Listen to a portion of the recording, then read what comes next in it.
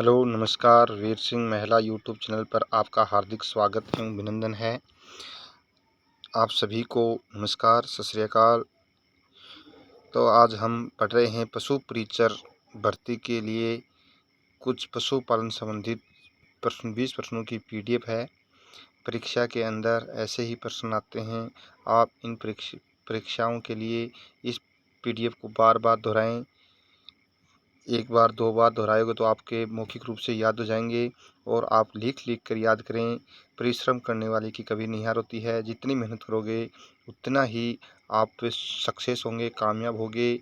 मेहंदी सूख जाने के बाद बहुत रंग लाती है, तो ऐसे ही आप यदि इसको बार बार याद करोगे तो याद हो जाएंगे।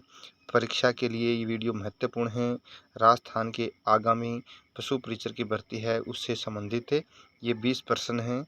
आप इसे यदि इस वीडियो को पहली बार आप जुड़े हैं तो आप इस चैनल को सब्सक्राइब करें प्लीज़। चलते हैं हम अपने पहले प्रश्न की तरफ।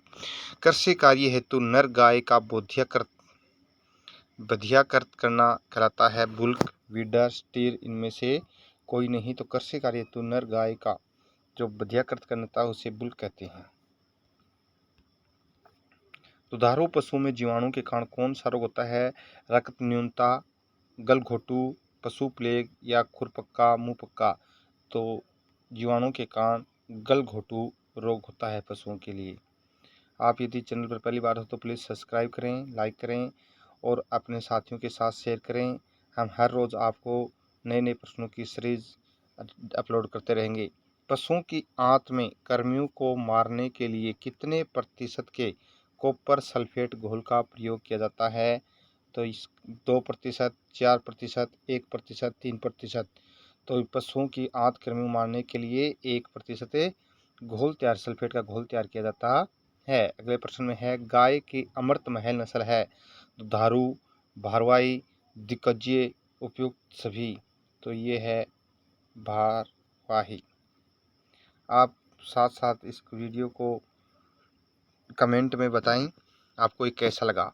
भेड़ के शरीर का तापमान होता है 102 डिग्री, 106.6 डिग्री, 103.5 डिग्री, 101.5 डिग्री। तो भेड़ के शरीर का तापमान 102 डिग्री होता है। राजस्थान में राठी गाय की नस्ल निम्न में से कौन से जिले में पाई जाती है?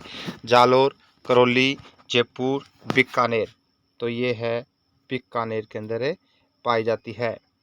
भेड़ में मध्यकाल आने के कितने समय बाद अंडोत्सर्जन होता है? मध्यकाल के प्रारंभ में, मध्यकाल के अंत में, मध्य के 7 से 14 घंटे बाद, मध्य के 4 से 80 घंटे बाद। तो भेड़ में मध्यकाल के अंत के अंदर अंडा उत्सर्जन होता है।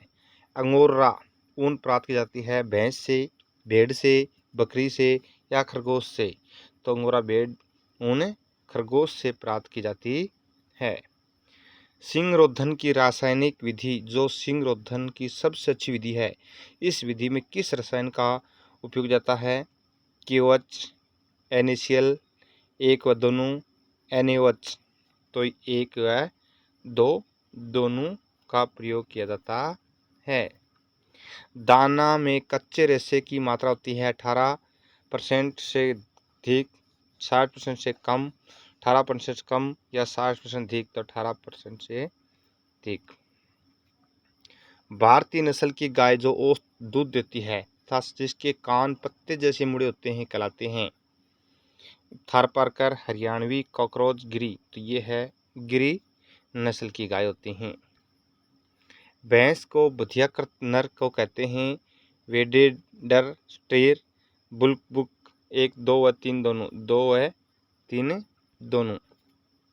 बकरी की युवा मादा को कहते हैं फिली, हेफेर, गिलिट या गोटलिंग। तो ये है गोटलिंग। मिनी एलिफेंट के नाम से भैंस कौन सी नस्ल जानी जाती है? जाफराबादी, भदावरी, सुरती, मुर्रा। तो मिनी एलिफेंट में है जाफराबादी।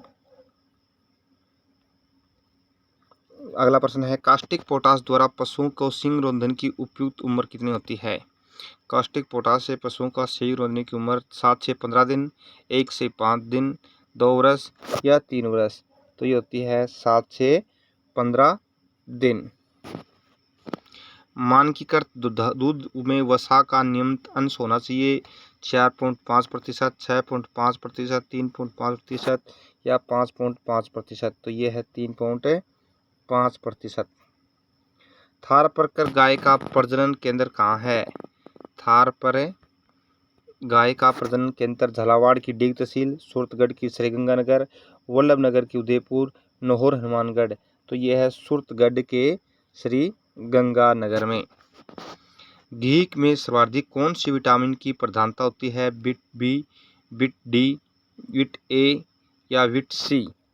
तो ये है घी में सर्वाधिक विटामिन बिट ए होता है। मालवी गाय की नस्ल है दुधारू, द्विप्रयोजनीय, भारवाई, कोई नहीं। तो मालवी गाय की नस्ल भारवाई। आज का लास्ट प्रश्न है, न्यूकैस्टल डिजीज का रोग कारक होता है जीवाणु द्वारा, प्रोटोजोआ, कवक द्वारा या विषाणु द्वारा? तो ये होता है विषाणु द्वारा। तो आज के लिए इतने ही 20 प्रश्न, आप इनको 2 या 3 बार दोहराएं। आपको परीक्षा के अंदर इनमें से प्रश्न आपको ज़रूर मिलेंगे। और अपने साथियों के पास भी इस चैनल को शेयर करें। आप यदि इस चैनल को पहली बार जुड़े हैं तो प्लीज़ सब्सक्राइब करें, कमेंट करें, लाइक करें और हमेशा ऐसा ही प्यार देते रहें। धन्यवाद।